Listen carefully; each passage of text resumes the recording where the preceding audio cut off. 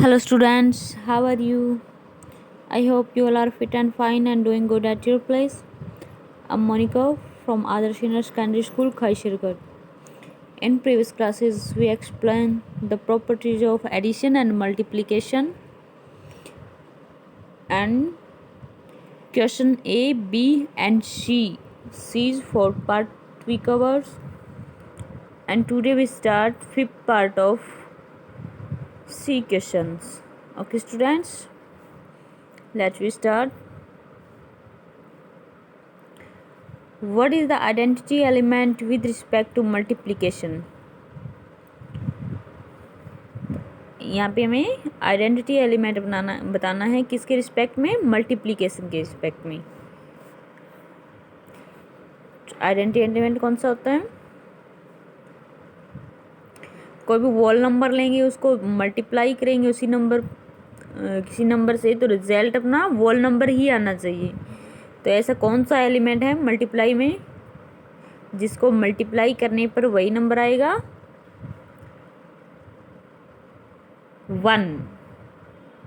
1 is the identity element with respect to multiplication. If A is any whole number, then A multiple of 1 and its order change 1 multiple by A, then we find result A. Okay students, तो multiplication का identity element 1 होगा। And 6 part addition के respect में हमें जो identity element बताना है addition का। तो ऐसा कोई नंबर, किसी नंबर को अगर हम 0 से ऐड करेंगे तो वही नंबर कैसे आएगा? लाइक फॉर एग्जाम्पल देखो, 0 + a = a + 0। यहाँ पे a कोई भी नंबर ले सकते हैं। इस नंबर को अगर हम 0 इसमें ऐड करेंगे तो हमारे पास सेम ये नंबर आएगा। ठीक है, तो एडिशन का आइडेंटिटी एलिमेंट हो गया 0, मल्टीप्लिकेशन का 1 और एडिशन का 0। 7th question, we know that 0 × 0 = 0. Is there some other whole number p such that p × p = p? तो जैसा कि यहाँ पे क्वेश्चन में दे रखा है कि 0 × 0 हम करते हैं, 0 को जब 0 से मल्टीप्लाई करते हैं तो रिजल्ट हमारे पास 0 आता है। तो इसी प्रकार ऐसा नंबर हमें बताना है कि उसको जब हम मल्टीप्लाई करें तो रिजल्ट हमारे पास सेम नंबर आए। ऐसा कौन सा होता है मल्टीप्लाई में? 1. We know that 0 × 0 = 0. Other whole number that satisfy p × p = p. तो ऐसा कौन सा होगा? 1, क्योंकि जब हम 1 को 1 से मल्टीप्लाई करेंगे तो रिजल्ट आएगा 1 ही। Okay. 8th part, we know that 0 + 0 = 0. Is that some other whole number p such that p + p = p? अभी हमें एडिशन का ऐसा नंबर बताना है कि जब दो नंबर को हम ऐड करें तो उनका रिजल्ट भी सेम वही नंबर आए। तो ऐड में ऐसा नहीं होगा, क्योंकि किसी भी दो नंबर को हम ऐड करेंगे तो रिजल्ट वो सेम ही नहीं आएगा। तो इसका जो आंसर है वो आ जाएगा 9। 9th part, if a = 47, b = 3 and c = 5, verify that a + b × c। ये यहाँ पे कौन सी प्रॉपर्टी दे रखी है? Distributive multiplication distributed on addition, क्योंकि जब a + b × c तो मल्टीप्लाई डिस्ट्रीब्यूट हो जाएगी एडिशन पे। a × c बीच में साइन आ जाएगा प्लस का और फिर b × c। ओके स्टूडेंट, तो इस पे हमें a दे रखा है 47, b 3 एंड c 5। इनकी वैल्यू पुट करके आंसर निकालना है। A की जगह 47. On the place of B we put 3 and on the place of C we put 5. Then 47 plus 3 50 cross 5, 50 cross 5 250. And on the place of A cross C plus B cross C we put values. A's values 47, C 5 plus B 3 and values of C is 5. Then multiply 47 multiple by 5. Then we find result 235 plus 3 multiple by 5 multiple by 3. Then we find 15 and its addition is 250. Both sides we find same result. Then our question verification is complete.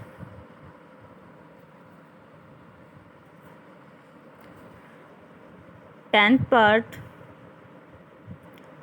A taxi driver filled his car's petrol tank with 65 liters of petrol on Monday. The next day he filled the tank with 45 liters. If the petrol cost at 48 per liter, how much did he spend in all on petrol? एक taxi driver है, उसने Monday को petrol कितना डलवाया 65 litre और दूसरे दिन उसने 45 litre डलवाया. तो जो 1 लीटर पेट्रोल है उसकी कॉस्ट हमें दे रखी है 48 और हमें फाइंड करनी है टोटल उसने कितना स्पेंड किया, कितना कॉस्ट उसका लगा. ठीक है, तो पहले हम निकालेंगे कि उसने कितना जो पेट्रोल है वो डलवाया. On Monday taxi driver filled petrol 65 litre. The next day taxi driver filled petrol 45 litre. फिर इनका ऐड हो जाएगा दोनों का. टोटल पेट्रोल कितना डलवाया उन्होंने 65 plus 45 110 litre. Okay, cost rate पर लीटर का कॉस्ट रेट हमें दे रखा है. 1 लीटर का कॉस्ट रेट है 45. ठीक है, हमें किसका फाइंड करना है, इतना जो टैक्सी ड्राइवर है उसने कितना तेल डलवाया 110 litre.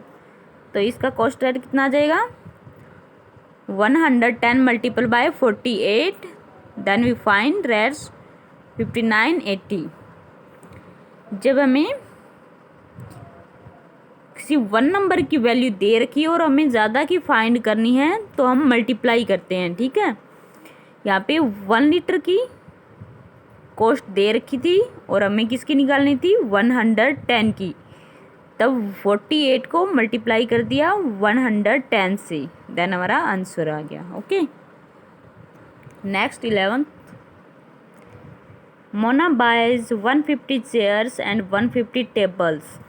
If a chair cost rate 275 and a table cost rate 975, find how much money does she spend.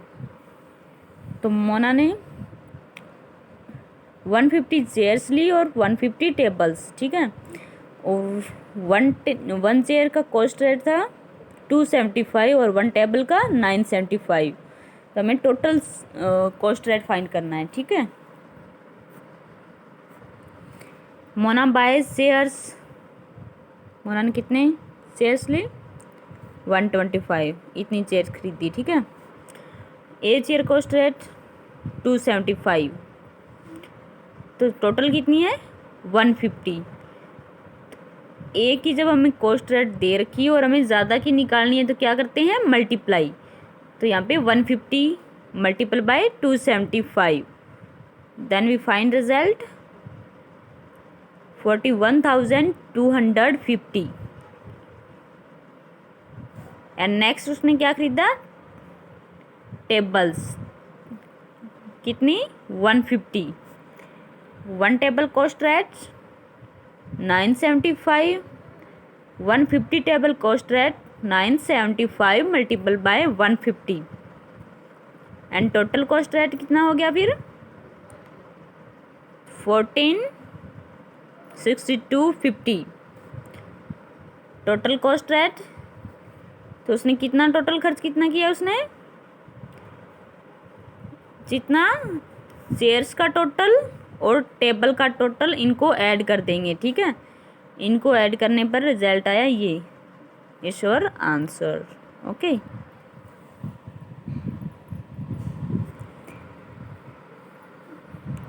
और एक्सरसाइज 2.p कंप्लीट। नेक्स्ट हम करें properties of subtraction. Properties of subtraction देखो,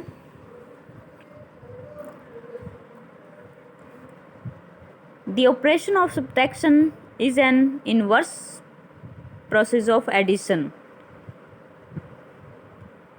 फर्स्ट इसकी property है the whole numbers are not closure under subtraction। whole number है जो addition था वो उसके अंदर क्लोजर प्रॉपर्टी थी वो क्या थी, ट्रू होती थी ना। और अभी इसके अंदर जो सब्ट्रैक्शन है, सब्ट्रैक्शन के अंदर क्लोजर प्रॉपर्टी एक्सेप्ट नहीं होती, ठीक है। कैसे नहीं होती देखो, if a and b are any two whole numbers such that a is equal to b or a greater than b, then a minus में b is a whole number, otherwise subtraction is not possible in the set of whole number। तो addition के अंदर तो हम क्या करते थे कि कोई दो whole नंबर लिए, जैसे यहाँ पे 3 और 5 लिया, ठीक है। तो उनको ऐड किया तो थर्ड हमारे पास क्या रिजल्ट आया 8। तो ये भी एक वोल नंबर था, ठीक है। और जब हम सब्ट्रैक्शन के अंदर ऐसा करेंगे, सब्ट्रैक्शन के अंदर और इनका जब ऑर्डर चेंज करेंगे तो भी ये सेम ऐसे ही रहेगा। 5 + 3 करेंगे तो भी रिजल्ट सेम 8 ही आएगा। बट सब्ट्रैक्शन के अंदर 3 - 5 किया तो रिजल्ट आया -2 और 5 - 3 किया तो रिजल्ट आया +2। जो ये रिजल्ट आया अपना 2 वोल नंबर ले लिए हमने, 3 और 5 ये क्या थे वोल नंबर, ठीक है। तो इनका जो रिजल्ट आया वो क्या गया माइनस में। तो माइनस में वोल नंबर के अंदर तो माइनस में नहीं आते नंबर्स, क्योंकि ये तो जीरो से वोल नंबर में कौन कौन से नंबर आते हैं 0, 1, 2, 3, क्योंकि माइनस के अंदर इसमें कोई नंबर नहीं आते। जो सब्ट्रैक्शन प्रॉपर्टी है, सब्ट्रैक्शन के अंदर क्लोजर प्रॉपर्टी फॉलो नहीं करती, ठीक है।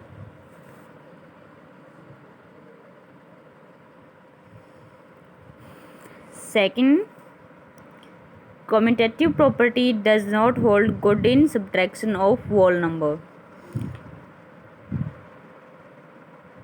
कम्यूटेटिव प्रॉपर्टी भी फॉलो नहीं होती सब्ट्रैक्शन के अंदर। कैसे, क्योंकि जब कम्यूटेटिव प्रॉपर्टी क्या होती है, जब दो नंबर का हम ऑर्डर चेंज करते हैं तब रिजल्ट सेम रहेगा, ये होती है कम्यूटेटिव प्रॉपर्टी। देखो a + b, ये एडिशन में किया था हमने, ठीक है। एडिशन में ऐसा हुआ था तो रिजल्ट इनका सेम ही आया था। बट क्या ऐसे सब्ट्रैक्शन में होता है a - b, b - a, नहीं। फॉर एग्जाम्पल, जैसे अभी एग्जाम्पल लिया 3 - 6, 6 - 3, इसका रिजल्ट कितना आया -3 and it's result 3। Same number नहीं आ रहे ना।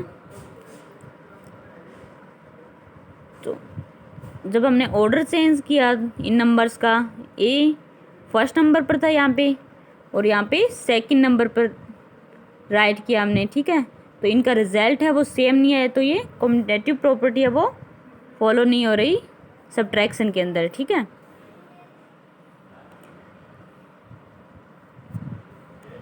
And C, associative properties does not hold good in subtraction of whole number.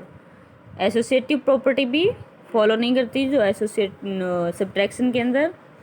इसमें क्या 3 नंबर को जब हम ऑर्डर चेंज करके राइट करेंगे तो उनका रिजल्ट सेम नहीं आएगा, ठीक है। और इसी प्रकार डिवीज़न की प्रॉपर्टी सब्ट्रैक्शन की प्रॉपर्टी सेम, और एडिशन और मल्टीप्लिकेशन की प्रॉपर्टी सेम होती है, ठीक है। तो यहाँ पे जो ये तीनों प्रॉपर्टी, पहली property closer and second commutative and third associative, ये तीनों प्रॉपर्टी इसमें फॉलो नहीं हो रही सब्ट्रैक्शन के अंदर। अभी हम डिवाइड के अंदर देखेंगे।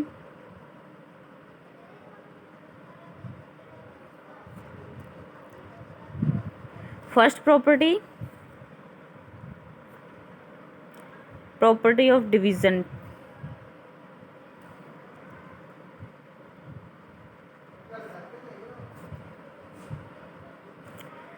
The set of whole numbers is not closed under division, or the closure property does not hold good for division in the set of whole number. Same result. The set of whole number is not closure, तो same ये divide की तरह same division property follow कर रही है। तो इसमें भी जो क्लोजर प्रॉपर्टी फॉलो नहीं हो रही डिवाइड के अंदर, क्योंकि जब 2 नंबर का हम 2 होल नंबर लेते हैं, जैसे यहाँ पे एग्जांपल दे रखा है 40 divide by 5, then we find result 8 is whole number, 40 whole number है, 5 भी होल नंबर है और इनका रिजल्ट भी होल नंबर है। और दूसरे केस में क्या दे रखा है हमें 38 डिवाइड बाय 5, तो इनका रिजल्ट किस में आ गया, फ्रैक्शन के अंदर, पॉइंट के अंदर रिजल्ट आएगा ना इनका, डिवाइड करेंगे तो सेकंड नंबर वाला ये। तो फ्रैक्शन के अंदर रिजल्ट आया, तो फ्रैक्शन के अंदर तो वॉल नंबर होते ही नहीं, वॉल नंबर में तो ओनली 0 1 2 3 4 5 6 इस तरह से नंबर होते हैं, बट इसमें फ्रैक्शन नंबर आ गया तो ये जो डिवाइड है वो फॉलो नहीं करता क्लोजर प्रॉपर्टी को, okay. If a is whole number, then a divided by 1 is equal to a, and if second property हमें दे रखी है कि जब हम किसी नंबर को a से डिवाइड करेंगे तो वो सेम रिजल्ट आएगा a, okay. And third, if any whole numbers is divide by itself the question is always 1। किसी नंबर को जब खुद से उससे डिवाइड करेंगे तो रिजल्ट 1 आएगा, okay. Next, fourth, 0 divide by any whole number is 0। जब किसी नंबर को 0 से डिवाइड करेंगे तो 0 ही आएगा। And fifth, division bye 0 is not defined. और किसी नंबर को 0 से डिवाइड करेंगे तो वो डिफाइंड नहीं होगा, ठीक है। Okay student, it's clear now. तो अभी ये प्रॉपर्टी आपको क्लियर करनी है डिवाइड की और सब्ट्रैक्शन की। और एक्सरसाइज 2.a के क्वेश्चन करने हैं 5 to 11। It's your homework. Stay home, stay safe.